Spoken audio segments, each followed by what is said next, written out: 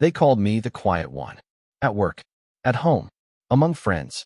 I never argued, never asked for more. Until one day, I spoke, and everything started to break. I was the guy in the corner, nodding along, saying little, not because I had nothing to say, but because I had learned early that people did not really want to hear it. I am not shy. I am not timid. I just observe. And the world? It tells on itself if you listen long enough. But here is the thing no one seemed to get. Being quiet is not the same as being weak. It is not consent. It is not surrender. It is just patience stretched out over years. I remember being 13 when I realized my voice held no weight in my own house. My older sister Danielle would throw tantrums until she got her way. New shoes, freedom, attention. Meanwhile, I could ace a test or clean the entire garage without anyone blinking. One time, I stayed up all night finishing a model rocket kit. I showed it to my dad the next morning, hopeful. He barely glanced up from his paper and muttered, "Cool." That was it. Danielle, on the other hand, once painted a rock and called it a symbol of rebellion. My parents took pictures, so I stayed quiet. It was easier, safer even, and that silence followed me everywhere. In high school, I got grouped with the weird kids because I kept to myself. Teachers assumed I was struggling. Jocks pushed past me in the hallways like I was invisible. One time, a girl I had helped all semester in algebra got asked to the winter formal. She told her friends she could never date a guy who faded into the background. I never mentioned her name again, not even in my thoughts. In college, I roomed with a guy named Travis who constantly left dishes in the sink. I cleaned them every time, quietly, while he bragged about how neat he was to his girlfriend. She said I seemed like a safe presence. That was a compliment I heard more than once. Safe, like a flashlight in a power outage. Useful but forgotten when the lights came back on. At work, I became the go-to for late-night reports, damage control, picking up the pieces when others dropped the ball. Managers loved me for being reliable. Coworkers loved me for not competing. I kept track of every favor, every backhanded compliment, every moment where someone else rose because I had made space for them. They did not know I was keeping score. Because eventually, the quiet one speaks. Not in rage, not in tears, but with the kind of clarity that cuts deeper than any raised voice ever could. And when that moment finally came, everything changed. But not the way I thought it would. People liked that I was quiet, but not because they respected it. No, they liked it because it made things easier for them. At work, I became the guy who took on the tasks no one else wanted. When someone forgot a deadline, I picked up the slack. When someone needed to duck out early for a family emergency, it was me who stayed late. Every time. No complaints. I became a cushion, soft, absorbent, disposable. My manager, Terry, used to clap me on the shoulder and say, "You're a team player, Nick." That was his way of justifying why promotions skipped me. I was too essential where I was. Too dependable. A fixture in the background. Terry once told me, "Some people lead, some people support. You're one of the rocks holding this place up." That sounds like praise, but it is not. Rocks do not get raises. They just sit there and take the weight. At home, it was more of the same. My girlfriend, Elena, said she loved how low maintenance I was. That I never made things dramatic. Translation: I swallowed my feelings so she never had to deal with them. When she started getting texts late at night from someone named Marcus, I asked once, calm, polite, not accusing, who he was. She laughed it off, said I was overthinking it. Then she kissed me like I was a child who needed soothing, not a man who deserved an answer. I never brought it up again. But I remembered. My friends? They came to me when they needed something. A ride. A place to crash. Someone to vent to. I was the emotional dumping ground. But when I needed a ride to the airport for a job interview in Denver, nobody answered. I took the bus. Missed the interview. Told everyone it went fine just to save face. I told myself it was not their fault. I let them get used to the silence. I let myself be erased one small act at a time. But here is what I never said out loud. Silence builds pressure. Not fast. Not with fire or rage. It builds slow. Cold. Like snow stacking on a roof. Inch by inch. Until one day, the whole damn thing caves in. And I could feel it. That pressure building. Every fake laugh. Every overlooked effort. Every time someone said, "You're so chill," when I was actually screaming inside.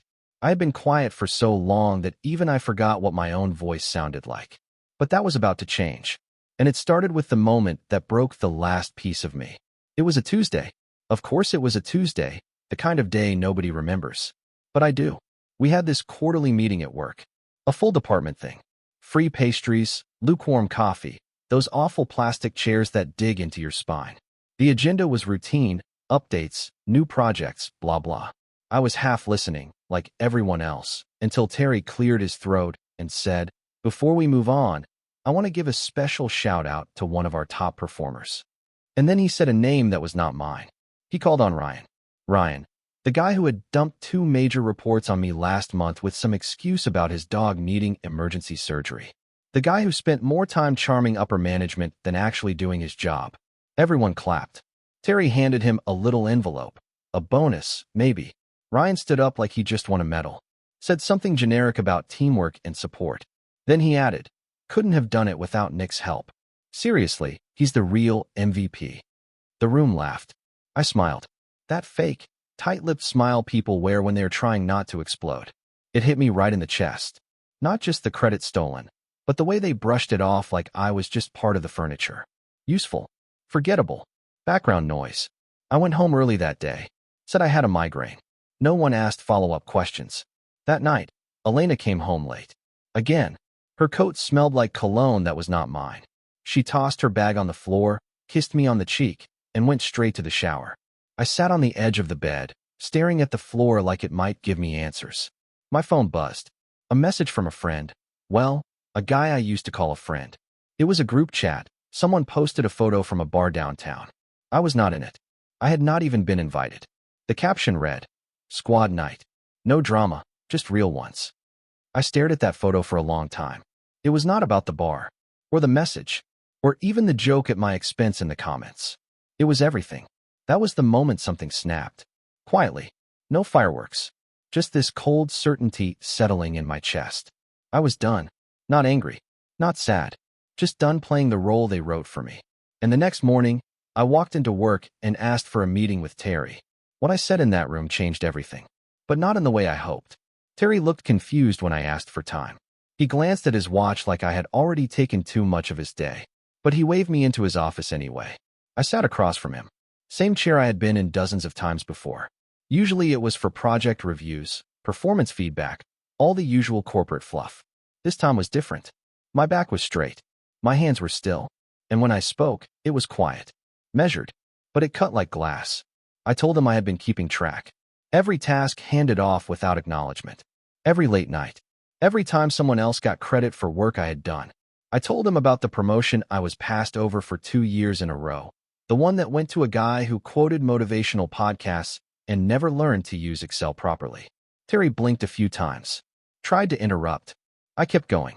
I told him I was not bitter. Just done. Done pretending it was fine. Done letting silence speak for me. I told him I had lined up interviews elsewhere, not out of spite, but self-respect. I said I would no longer be the guy everyone relied on, then forgot about the second the meeting ended. He leaned back in his chair and gave me that strained smile, the kind managers use when they feel the ground shift. He said something about being sorry I felt that way. Classic move. Turned facts into feelings. I nodded. Told him he did not need to pretend. Just wanted him to know, from my own mouth, that I was leaving. Not today, but soon. And I would not be training my replacement. That was the line. When I stood up, he looked at me like I had betrayed some unspoken contract. Like I was breaking character in a play he had directed. He said, "You were always so dependable, Nick." I replied, "You mistook quiet for compliant. That was your mistake." I left his office feeling lighter than I had in years. But the fallout started fast. By lunch, the whispers had begun. Ryan avoided eye contact. A few people looked uncomfortable when I passed by. I saw my name pop up in someone's group chat when I glanced at their screen. The word dramatic was underlined. They did not like this version of me. The one who spoke up, who remembered too much, who no longer let them coast on my silence. And when I got home that night, the next wave hit. Elena was waiting at the table, arms crossed, face tense. She had heard from one of her friends, someone who worked in the same building. They said I had snapped in a meeting, that I was going through something. She asked if it was true. I looked her in the eye and said, "I am finally saying what I should have said years ago." That is when she reached for her phone and said, "I do not know who you are anymore." I said, I am exactly who I have always been. You just liked it better when I stayed quiet.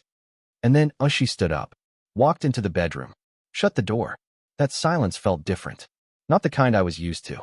It was the sound of things breaking. That night, I slept on the couch. Not because I was kicked out. Elena never said the words, but because I knew the space between us had changed. When I passed the bedroom door, I heard her voice. Quiet. On the phone with someone. She said I was different. Cold. That something was wrong with me lately. Funny thing is, nothing was wrong. I had never felt more clear. The next morning, she barely looked at me. Just grabbed her bag, mumbled something about needing air, and left. No hug. No kiss. Not even a goodbye. And still, I did not chase her. That same day, 2 coworkers unfollowed me on social media. Not a big deal in the grand scheme, but I noticed. People started treating me like I had become unpredictable, dangerous, even. All because I was no longer the guy who smiled and nodded at nonsense. I kept track of it. Not out of spite, just awareness. One by one, the people who had leaned on my silence now tiptoed around me like I might explode. They said things like, "You have changed." They whispered behind half-closed doors. One even asked me if I was okay, in that slow, careful tone people use when they are scared of hearing the truth. I wanted to laugh. They did not miss me. They missed the version of me that made their lives easier. I had not changed. I had just stopped lying about how much I was holding in. Back at home, Elena still had not come back. Instead, she texted me a single sentence that felt like a paper cut. I need some time. Time for what? To miss the person who swallowed everything for the sake of keeping peace? That Saturday, I visited my brother, Jeremy, the one person who had always understood me, or at least pretended to. We sat in his backyard, passing a bottle between us like we used to. He asked about work. I told him the truth. He laughed and said, "Man, I never thought you had it in you." That stuck with me. That one sentence, harmless on the surface, revealed everything. Even he had assumed I was soft. Not principled. Just passive. It stung more than I expected. I looked around his backyard, the same place we used to run around as kids. I remembered all the times I had taken the blame for things he did. All the times I let him speak for me when we were in trouble. Because I was the quiet one. Because that was my role. But not anymore. I told him I was not coming around as much anymore. That I needed space from people who only valued the version of me that made their life smoother. He blinked, like I had just punched him. Said nothing. That was the beginning of the end for most of my relationships. Not because I yelled. Not because I burned bridges. But because I stopped apologizing for taking up space. And when Elena finally returned, what she said proved I had made the right call. Elena came back on a Sunday. Same jeans, same jacket, but something in her eyes had shifted. Not guilt. Not warmth. Just calculation. She sat across from me at the kitchen table, the same place we used to share lazy breakfasts and midnight takeout. For a moment, neither of us said anything. Then she broke the silence. She said she had been thinking that maybe we needed to reset expectations, that things had gotten too emotional. Too emotional? I let her keep going. She said she had been talking to her mother. And Marcus, the moment she said his name, I felt the shift. Not anger, just clarity. I asked her what Marcus had to do with us. She paused. Then she said it, like it was nothing. "I just think he understands me better right now." That was it. No tears. No dramatic confession. Just a soft betrayal wrapped in empty words. She expected me to react. She wanted a scene. Accusations, shouting, maybe even begging. But I stayed calm. I looked her straight in the eye and said, "You liked me better when I never asked for anything." She flinched. I said, "You loved the version of me that made you feel strong. You loved that I never argued, never questioned where you were or who you were texting. You loved being the voice in the room, because mine was always silent." She tried to interrupt. I kept going. "You never wanted a partner. You wanted an audience." Her face changed then, like a mask slipping off. She said I was being cruel, that I was twisting things, that I was not the man she fell in love with. And that was the moment I realized something important. She was right. I was not the same man anymore, because I had finally stopped swallowing things that needed to be said. I told her I was done. No fight. No long speech. Just done. She stood up like she had somewhere more important to be. Probably did. That night, I packed her things. Not in anger. In peace. She came by 2 days later to get them. Said nothing. Just took the boxes and left without looking back. That silence. It was different. It was not the one I used to carry like a weight. It was the kind you earn after walking away from something toxic. But it was not over. Because when I thought the fallout had settled, my boss emailed me. And what was in that email changed everything. The email came late at night. Subject line, follow-up, internal shift discussion. I almost ignored it. Thought it was one of those automatic CCs I was not supposed to read. But something told me to open it. It was between Terry, my manager, and a regional director I had never met in person. Probably never would. The thread went back and forth, full of corporate speak. Phrases like restructuring priorities and leadership potential. But buried in one of the earlier replies was a sentence that stopped me cold. Terry had written, "Nick has been solid, sure. Quiet. Consistent. But he does not have the kind of presence we are looking for in a leadership role. He lacks initiative and visibility. We need someone who commands a room, not someone who blends into it." I read it twice. 3 times. That was how they saw me. All those years showing up, staying late, cleaning up other people's messes. And that was what they remembered. Quiet. Bland. Lacking presence. It was not even malicious. That was the worst part. It was just honest. They had never seen me because they never wanted to. I had made it easy. I had spent so long making myself small that when I finally stood up, it looked like a threat. I did not respond to the email. I did not forward it. I just closed my laptop and sat there in the dark. It felt like someone had turned on a light in a room I had been sleeping in for years. I thought about all the meetings where I had bitten my tongue. All the projects where I let others step into the spotlight because I thought it was the team player thing to do. All the relationships where I kept things peaceful by keeping things unsaid. That email confirmed what I had been denying for years. My silence was not protecting me. It was erasing me. And suddenly, I knew exactly what I had to do next. But it was not what you might expect. I did not send a fiery resignation. I did not confront Terry. I did something none of them saw coming. I walked back into that office the next morning like I owned the place. And one by one, I started speaking. I showed up early. Not to impress anyone, just to sit at my desk and breathe. There was this strange calm running through me. Not adrenaline. Not rage. Just a quiet kind of certainty. Around 9, the usual trickle of bodies came through the front doors, coffee cups in hand, fake smiles, inside jokes I was never part of. Then the team meeting started. Normally, I would be the one sitting quietly in the corner, nodding, maybe typing notes no one would read. Not this time. Terry opened the meeting, started rambling through the agenda. I raised my hand. No one had ever seen me do that before. He blinked. "Yes, Nick?" I stood up. No shaking. No hesitation. And I said this. I want everyone in this room to know something. I am the one who wrote the client report for Project Argo. I am the one who stayed here until 11 p.m. to fix the campaign crash 3 weeks ago. I am the one who built that budget spreadsheet from scratch, the one Ryan keeps presenting like it was his idea. The room went dead quiet. Ryan looked like someone had slapped him. I kept going. I did it all quietly, because I thought that was what professionals do. I thought humility mattered. I thought the work would speak for itself. But all it did was make me invisible. Someone shifted in their chair. Someone else cleared their throat. No one made eye contact. Terry opened his mouth, probably to smooth it over. I cut him off. I saw that email, by the way. The one where you said I lack presence. That shut him up real fast. I was never meant to be seen, right? Just used. Just nodded at. The safe guy. The quiet one. But here is the thing. Quiet does not mean clueless. I remember everything. And now I am done playing that role. You could hear the hum of the AC, it got so silent. I ended it like this. So if anyone in this room has benefited from my silence, and you know who you are, you better start learning how to carry your own weight. Because I am not doing it for you anymore. Then I sat down. No mic drop. No storming out. Just the sound of people realizing they had run out of space to hide. After that meeting, things shifted. People avoided me in the hallway. Slack messages dried up. Lunch invites stopped. They called me bitter, aggressive, cold. All because I finally told the truth. But I did not care. I had said what needed to be said.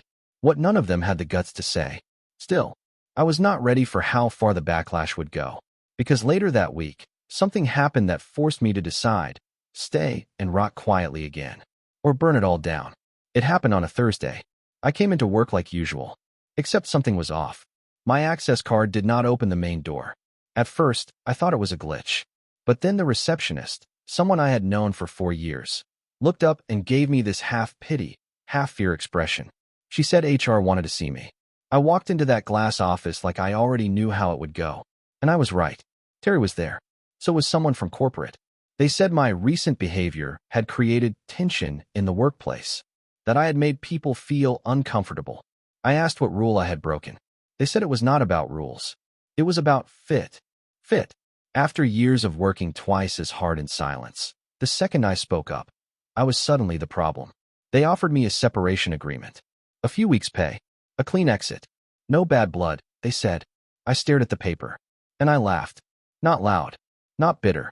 Just this short, stunned kind of laugh that comes when something finally makes complete sense. I did not argue. I did not explain. I signed. Then I asked Terry for one last favor. I asked if I could address the team before I left. He hesitated. HR lady frowned. But I guess they figured I would say something soft, polite, palatable. They were wrong. I walked into that office floor one last time and called everyone together. Here's what I said. I want to thank all of you, truly, because being here taught me the most valuable lesson of my life. I used to think staying quiet made me strong. That swallowing discomfort was noble. That being low maintenance meant I would eventually be recognized. I looked right at Ryan. But what I learned is this. If you do not define yourself, someone else will do it for you. And they will make you small, easy, useful. Then I looked at Terry. I was quiet, not weak. And I hope someday you understand the difference. I turned to leave, then paused at the door. Oh, and good luck with Project Argo. The version on your server is outdated. The working one, I took it with me. Gasps. A couple of wide eyes. One person, maybe two, quietly smiled. Then I walked out for good. That night, I sat alone on my apartment floor. Elena was gone. The job was gone. My phone was quiet. I had lost everything that used to keep me caged. But somehow, I had never felt more free. It has been 6 months since I walked out that door. I wish I could say things got easier right away. They did not. I spent the first few weeks questioning everything, wondering if I had made a mistake. I had no job, no partner, no real support system. Just silence, but not the kind that protects you. The kind that stares you in the face and asks, now what? I applied for jobs. Most went nowhere. A few asked for references, and I knew what would happen if they called Terry. One company even rescinded an interview offer after a background conversation. Apparently, when you stop being useful, people rewrite your story without you in it. But I kept going. I started freelancing, small gigs at first, editing reports, fixing systems people did not even know were broken. Slowly, clients started referring me. Because when you do honest work and speak with clarity, it sticks. And more than that, I started saying no. I turned down clients who wanted to lowball me. I stopped explaining myself to people who only wanted the quiet version of me. I unfriended people who only reached out when they needed something. The phone got quieter. The days got longer. But it felt real. A few weeks ago, I got an email from someone on my old team. She said things had fallen apart after I left. That they finally realized how much I was doing behind the scenes. She apologized. Said she missed the calm you brought. I read it twice, then deleted it. I do not want to be remembered for the peace I gave people while I was breaking inside. I want to be remembered for the moment I stopped letting them pretend I was okay with it. As for Elena, she texted me 2 months ago. Said she was sorry. Said Marcus had not worked out. Said she missed how safe she felt with me. I never replied. Because I am not safe anymore.